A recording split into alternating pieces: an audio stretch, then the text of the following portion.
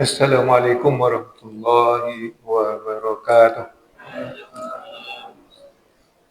Alhamdulillahi wa kafa. Salatan wa salaman ala sayyidil Mustafa Sayyidina Muhammadin wa ala alihi wa ashabihi wa man tabi'ahum ila yaumil qiyamah. Amma ba'du fa ya ayyuhal muslimun ittaqullah haqqa tuqatih wa la tamutunna illa wa antum muslimun. Allahumma ya Rabbana zidna ilman nafi'ah warzuqna fahman wasi'ah wa alhiqna bis salihin.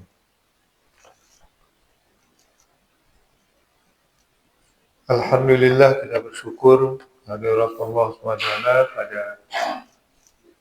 pada maghrib ini kita masih menyediakan waktu dan dibukakan oleh Allah SWT kelapangan bagi kita untuk beriktikaf masjid menjelang Isya.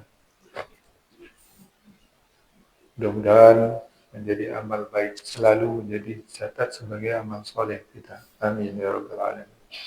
Salawat dan salam untuk junjungan kita Nabi kita Muhammad. Allahumma shalli ala sayyidina Muhammad wa ala ali sayyidina Muhammad. Lanjut di halaman 194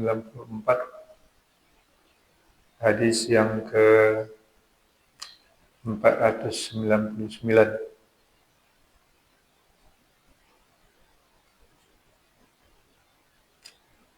Bab kuburil anbiya wal yahud.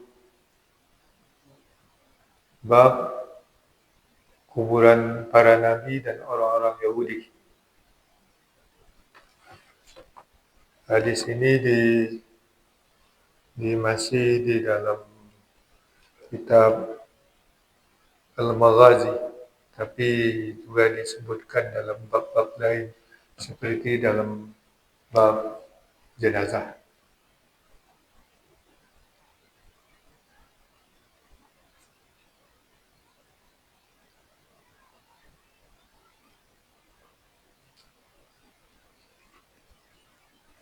Yaitu hadis yang di bab kitab Maghazi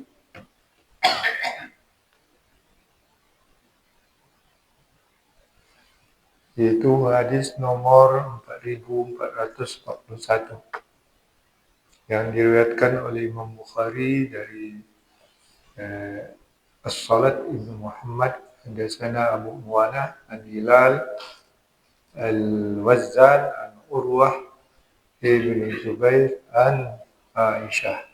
Jadi dari hadis ini diriwayatkan oleh Aisyah. Bismillahirrahmanirrahim. An Aisyah radhiyallahu anha qalat qala an-nabiy sallallahu alaihi wasallam fi maradihi alladhi lam yakum minhu la'ana Allahu al-yahuda ittakhadhu qubur anbiya'ihim masajida. Qalat Aisyah laula zalika la ubriza qabruhu khashiya an yuttakhadha masjidan. Dari Aisyah radhiyallahu anha, beliau berkata, Nabi sallallahu alaihi wasallam bersabda dalam keadaan sakitnya, fi maradihi, dalam keadaan sakitnya yang dia tidak lagi bangkit ya, dari sakit itu sebelum beliau wafat. Apa kata Rasulullah? La'anallahu al-yahuda. Allah melaknat orang Yahudi.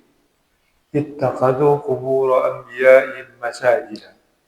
Yang menjadikan kuburan para nabi mereka sebagai masjid, tempat sujud. Qalat Aisyah. Aisyah berkata, andainya bukan karena demikian, la ubriza qabru, niscayalah kuburnya Rasulullah itu dibukakan, ya, di tempat terbuka. Khasya an yuttakhadha masjidan, karena khawatir akan dijadikan sebagai tempat sujud. Ya.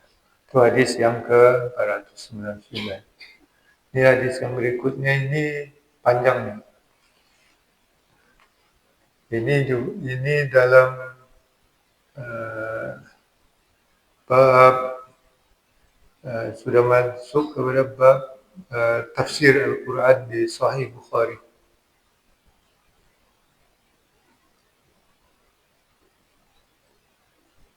Yaitu pada hadis yang ke-4476.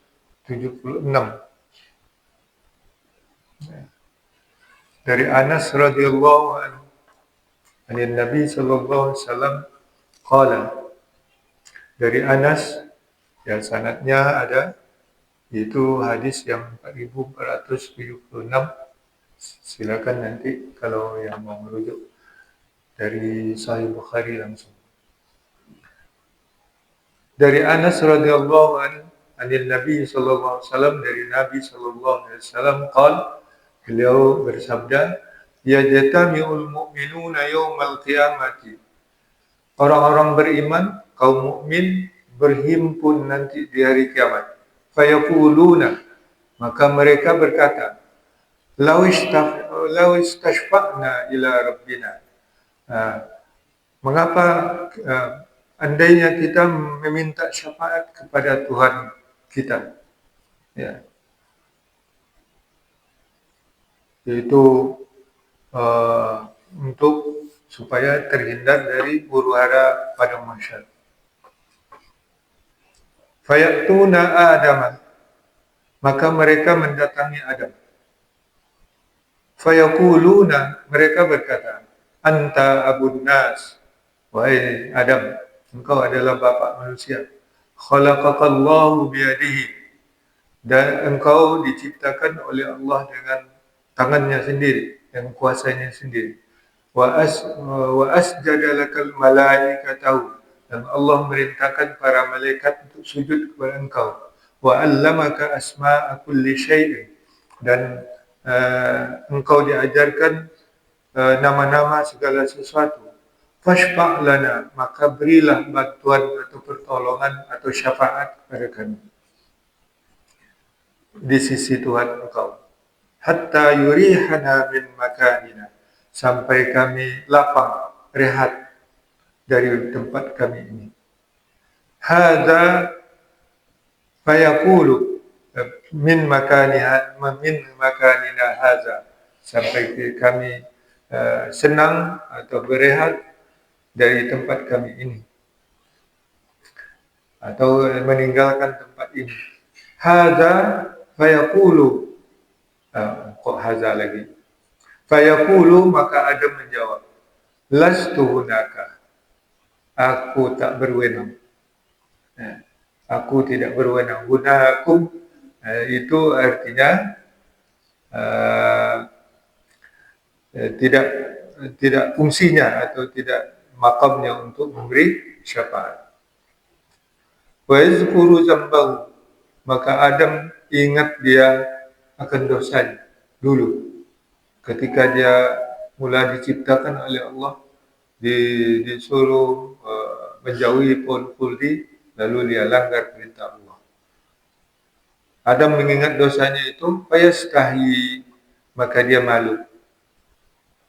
Ya, malu, apalagi ada orang yang minta pertolongan kepada dia. Utu Nuhan, kata Adam, datangilah Nuh, itu Nabi Nuh. Fa innahu awwalu rasulin ba'asahu Allah ila ahli al-ard.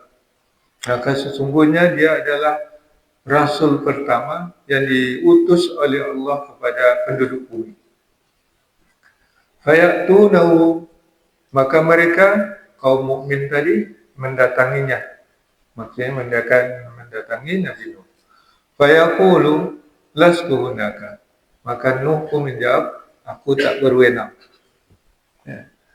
Wa yazkuru su'alahu rabbahu ma laysa lahu bi'ilmun fayastahi, maka dia mengingat juga permintaannya kepada Tuhannya, kepada Allah, sesuatu yang dia tidak punya ilmu, ya, maka dia malu. Apa permintaan Nabi Nuh itu?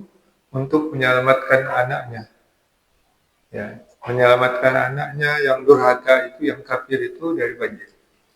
Ya. Tidak pantas dia mendoakannya. Fayastahi, lalu dia malu. Nuh tadi. Fayaqulu tu Khalilar Rahman. Maka Nabi Nuh menyarankan datangilah Khalilar Rahman, yaitu teman Ar-Rahman. Siapa teman Ar-Rahman? Yaitu Ibrahim alaihissalam, Nabi Ibrahim. Fayatunahu, maka mereka pun mendatangi Ibrahim. Fayaqulu lastu hunaka. Nabi Ibrahim alaihissalam pun menjawab, lastu hunaka, aku tak berwenang. Utu Musa abdan kallamahu Allah wa atahu Taurat. Kata Nabi Ibrahim, datangi Musa. Dialah hamba yang Allah langsung berbicara dengan dia. Wa atahu Taurat, dan diberikan kitab Taurat. Fayatunahu, maka mereka mendatanginya. Fayaqulu lastu hunakum. Kata Nabi Musa menjawab sama, aku tak berwenang. Wa yazkuru qatan nafsi bighairi nafsin fayastahi min rabbi.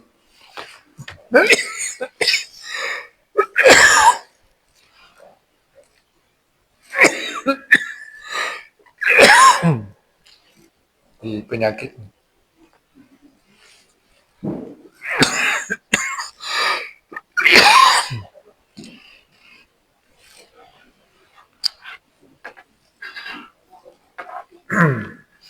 Lalu Nabi Musa mengingat dosanya, yaitu membunuh seseorang.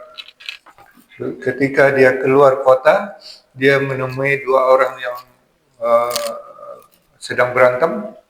Satu orang dari kelompok dia dan satu orang dari kelompok musuhnya, itu kelompok Firaun. Maka kelompok yang dari kelompoknya itu minta tolong kepada Musa. Lalu Musa menolongnya, memukul orang itu sampai mati. Ya.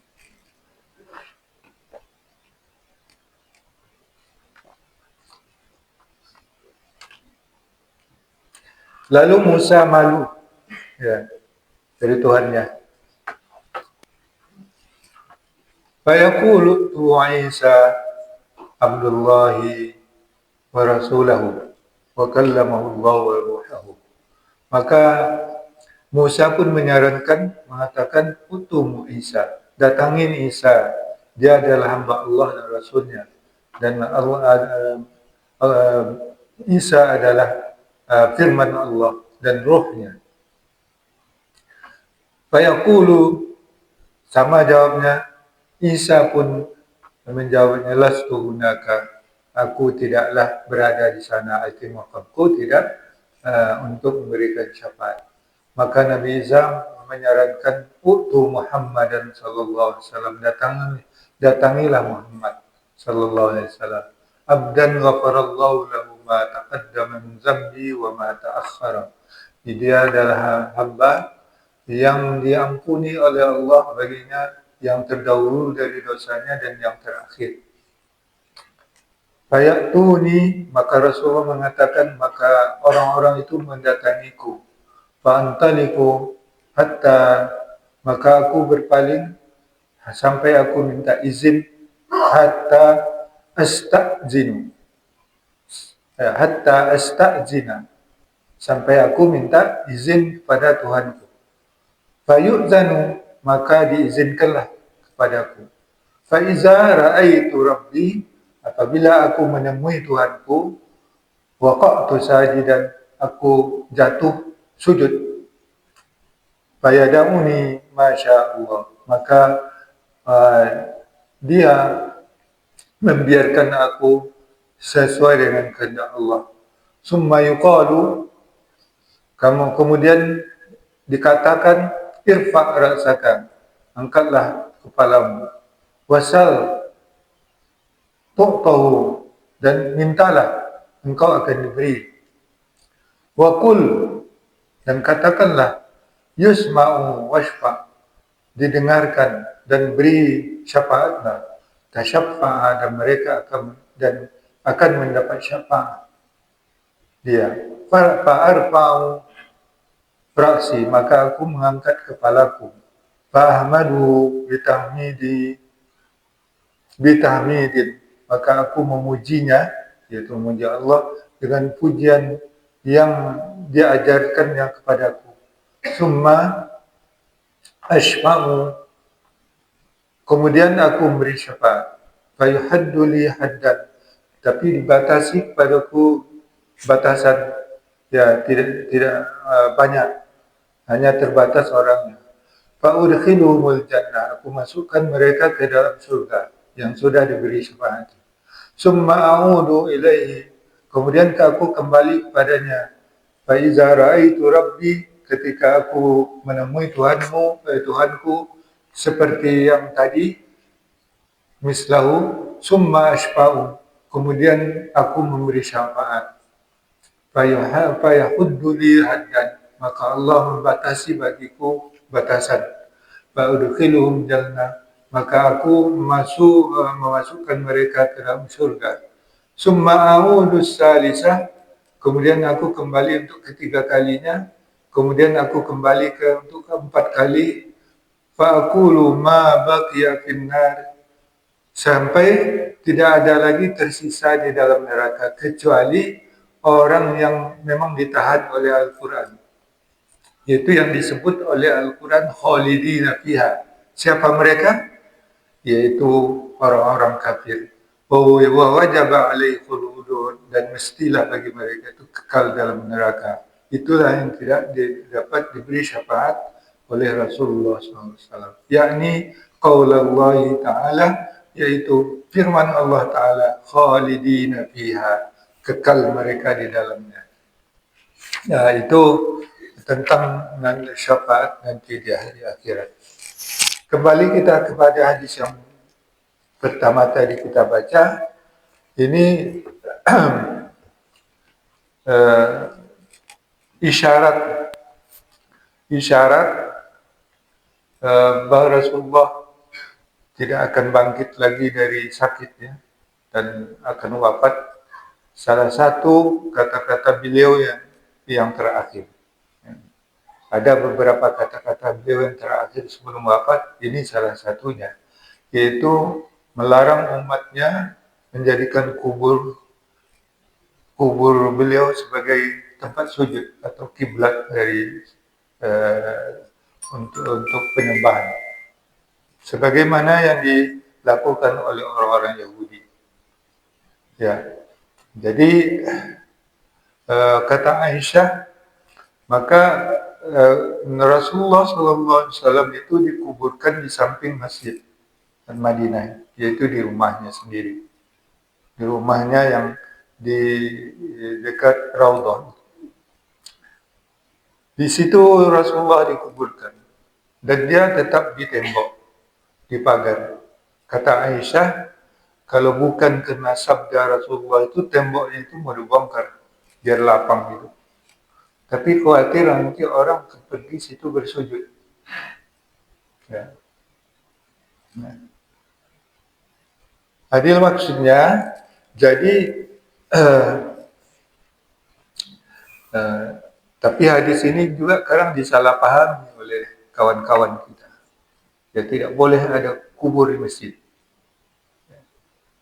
Ya, ini hadis ini melarang dijadikan kubur itu sebagai tempat sujud.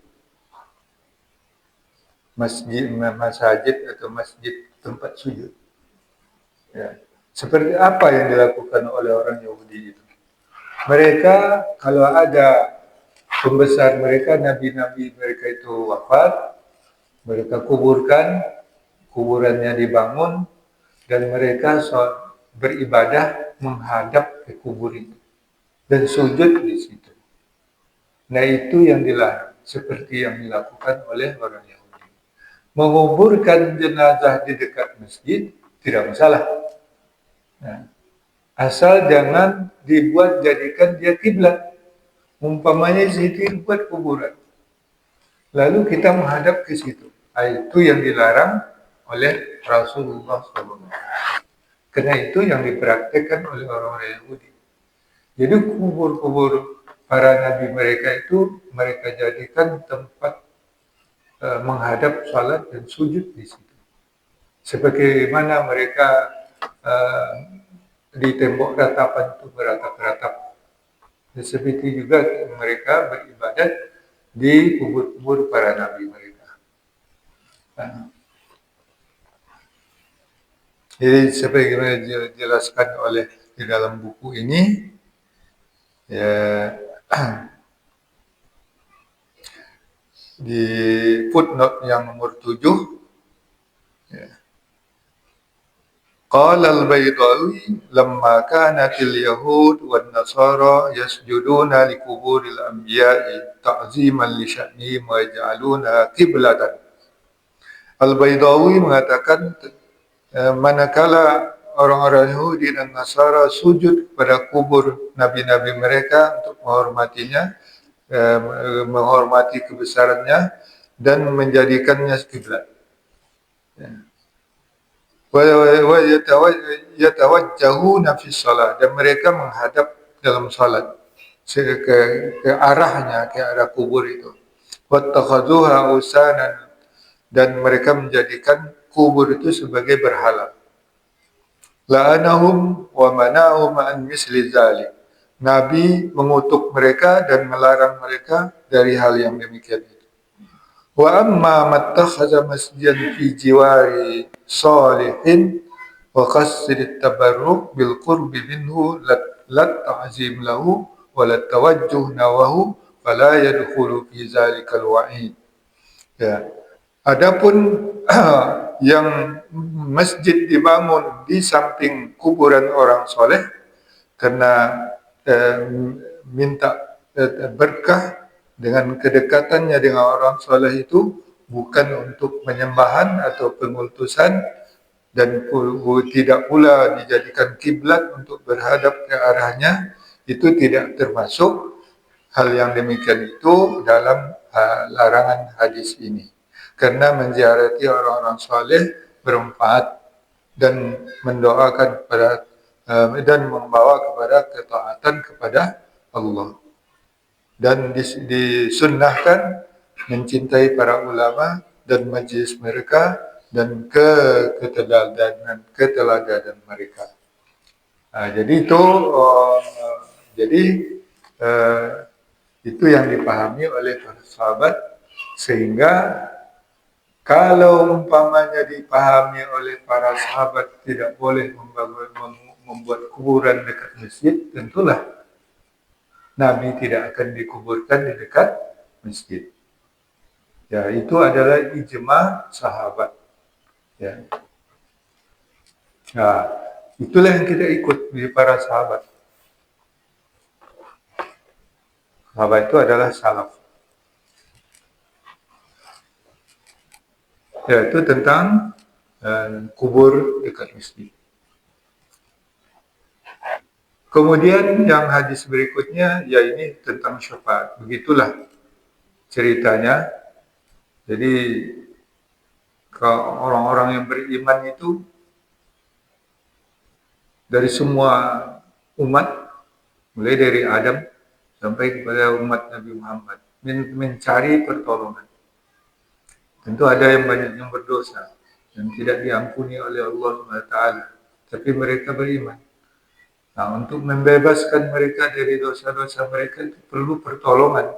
Pertolongan itulah yang maksud dengan syafaat, sehingga mereka bebas dari dosa.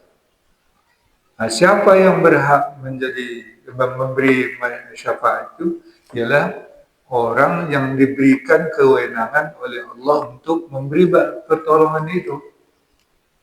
Siapa yang diberi Allah kewenangan untuk memberikan pertolong di hari kiamat ini, itulah orang yang dapat memberikan syafaat. Nah, ternyata nabi-nabi yang didatangi itu tidak berwenang. Ya, malu mereka. Mulai dari Nabi Adam, Nabi Nuh, Nabi Ibrahim, Nabi Musa, Nabi Isa, terakhir pada Nabi Sallallahu Alaihi Wasallam. Nabi kita Muhammad Sallallahu Alaihi Wasallam, karena tidak ada lagi Nabi setelah Nabi Muhammad, ya sudah. Kalau enggak juga dari Nabi Muhammad, berarti tidak ada syafaat yang bisa diharapkan. Oleh sebab itu Nabi SAW tidak langsung menerima, tapi meminta dulu kepada Allah SWT mengingat umat ini. Nah, begitulah perhatian Rasulullah kepada umatnya dan umat-umat orang-orang yang beriman sebelumnya.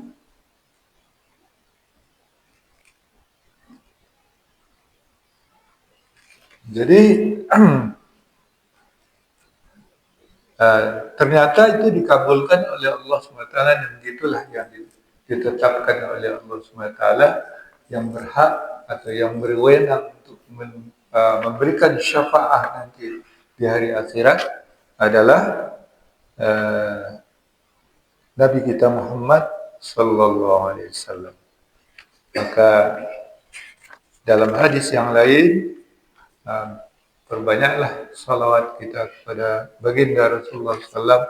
Mudah-mudahan kita mudah diberikan syafaat, atau orang-orang yang lebih awal diberi syafaat oleh Rasulullah SAW. Nah, itulah kandungan hadis ini, dan semoga kita bisa mengamalkannya. Silakan kalau ada.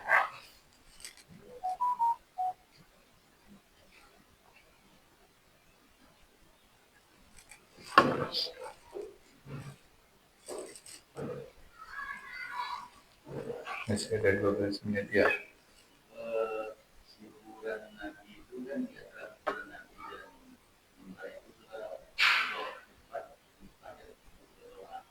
Ya. Sekarang ada juga orang yang sengaja memilih tempat berdoa di sisi kuburan orang soleh, itu gimana? Ya, itu termasuk ya untuk dia itu yang namanya tabarruk, berharap keberkahan orang-orang soleh. Berdoanya tidak ke kuburan, jangan salah. Berdoanya tetap kepada Allah SWT. Kalau berdoa kepada orang kubur itu syirik. Jadi jangan meminta sesuatu kepada orang yang dikubur. Memintanya kepada Allah. Ya, mungkin bisa menyebut dengan berkat orang soleh ini. Karena itu dilakukan oleh para sahabat. Ya. Jadi hati-hati kalau berdoa di kuburan. Ya, kita tidak meminta kepada ahli kubur, tapi kita mendoakan mereka. Ya, kalau memintanya kepada Allah SWT, meminta berkahnya juga kepada Allah SWT. Kalau orang ini banyak engkau limpahkan keberkahan, limpahkan juga kepada kami yang hidup ini. Ya begitu, seperti itulah. Ya.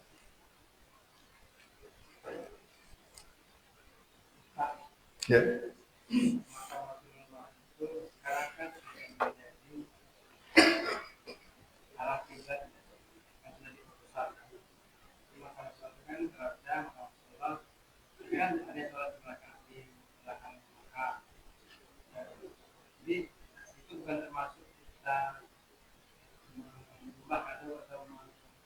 Tidak, sebab kiblat tetap ke Ka'bah.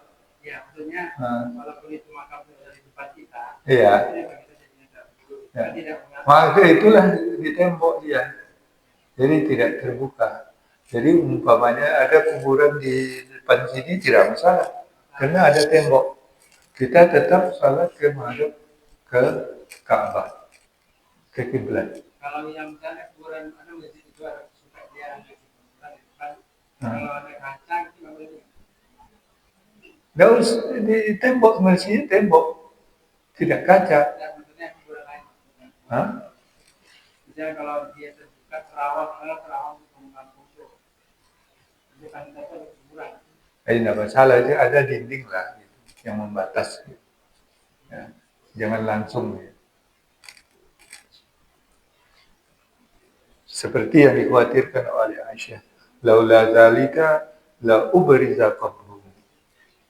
Ya itulah sebabnya di tembok dan itu tembok-tembok itu ditambah belakangan. Jadi tidak satu temboknya itu. Tembok luar, kemudian ada tembok lapis kedua. Itu untuk dikhawatirkan, jadi kita tidak khawatir atau tidak dikhawatirkan lagi orang akan berkiblat di situ.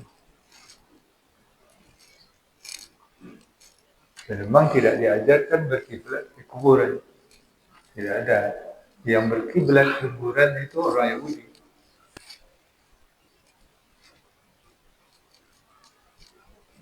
Umumnya kaum muhajirin yang meninggal di Madinah, kuburannya kan di Madinah. Di Bakir. Kalau kita sekarang ini banyak yang dikuburkan di kampung halaman. Tinggal di Kota Baru. Tidak masalah, tidak ada larangan. Dimanapun kita dikuburkan, tidak ada larangan. Ya. Hah? Iya, disunnahkan, disegerakan, bukan wajib. Ya. Itu menyegerakan mayat itu disunnahkan. Sunnah menyegerakannya. Rasulullah SAW itu berapa hari? Meninggal hari Senin, Selasa, Rabu, empat hari dia, 4 hari baru dimakamkan beliau.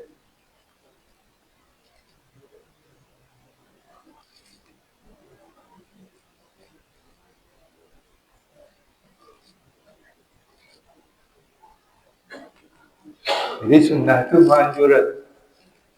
Kalau di kampung-kampung memang disegerakan. Ya, oleh sebab itu hadis ini dicantumkan juga oleh Imam Bukhari dalam bab jenazah. Ya. Ini tentang kuburan.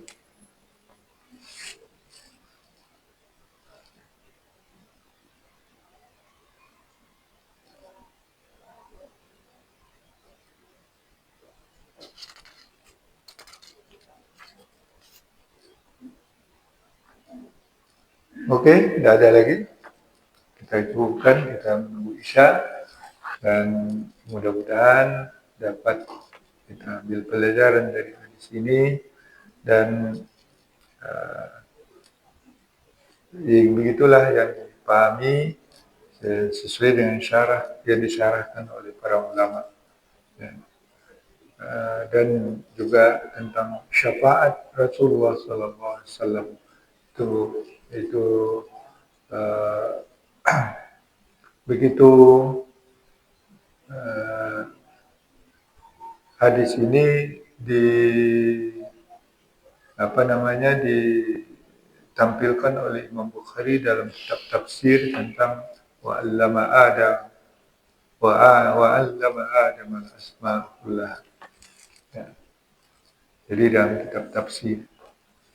Mudah-mudahan dapat kita pahami dan dapat pula meningkatkan kecintaan kita kepada Rasulullah SAW pada momen pada bulan Rabiul Awal ini yang kita mengingat kembali kelahiran Rasulullah SAW dan hak kewenangan syafaat yang dipegang beliau. Mudah-mudahan kita termasuk orang-orang yang diberi syafaat oleh baginda Rasulullah SAW. Amin ya rabbal alamin. Subhanakallah wa bihamdika asyhadu an la ilaha illa anta astaghfiruka wa atubu ilaik. Wallahu waliyut taufiq wa ridha wal hidayah wal afu minkum. Wassalamualaikum warahmatullahi wabarakatuh.